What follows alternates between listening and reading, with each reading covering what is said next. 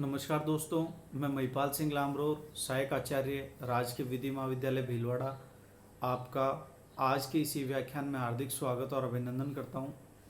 विद्यार्थियों, हम अपकृत्य विधि के बारे में आपके साथ चर्चा करेंगे और हमारी चर्चा का जो बिंदु है वो है अवश्यंभावी दुर्घटना या inevitable accident.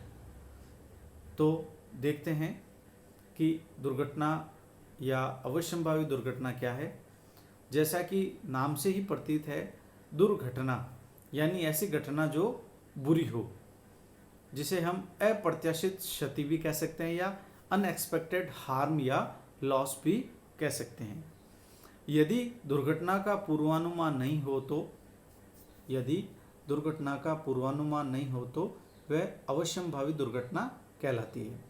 If there is no forecast about accident, then it is called inevitable accident।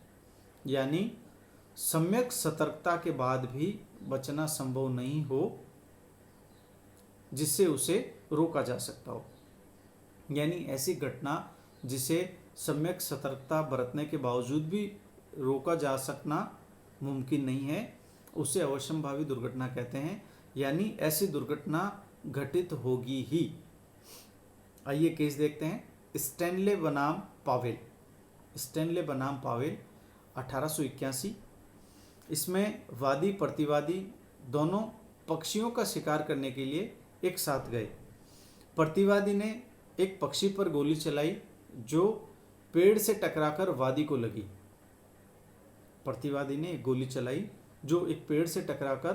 को लगी।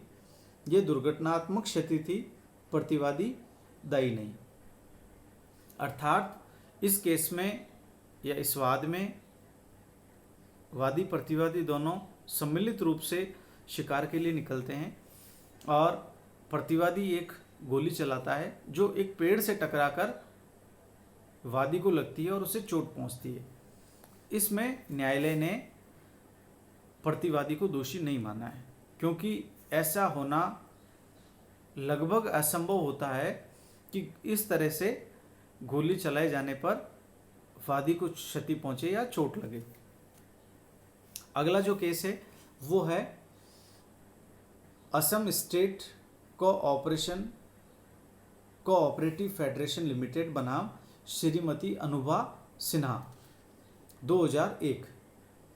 इसमें वादी मकान मालिक ने विपक्षी किराएदार को मकान किराए पे दिया और खराब बिजली फिटिंग की जानकारी विपक्षी ने किराएदार को दे दी।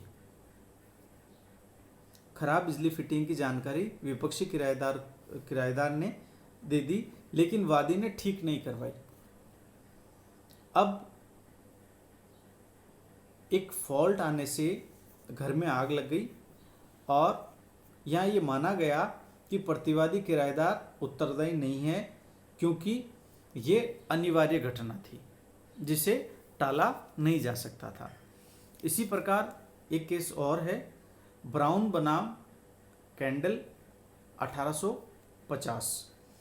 वादी और प्रतिवादी के पालतू कुत्ते आपस में लड़ रहे थे और प्रतिवादी ने छड़ी से उन्हें अलग करने का प्रयास किया, तो दुर्घटनावश वादी की आंख में छड़ी लग गई।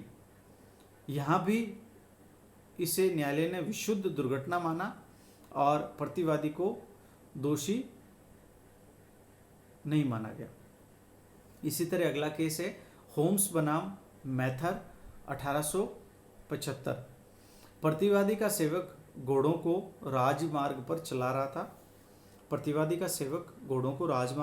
रहा था। तभी एक कुत्ते के भौंकने से घोड़े इतने भड़क गए कि सेवक से नहीं रुके तथा वादी घायल हो गया। यहाँ पर भी प्रतिवादी को उत्तरदायी नहीं माना गया और इसे भी अवश्यंभावी दुर्घटना की श्रेणी में रखा गया।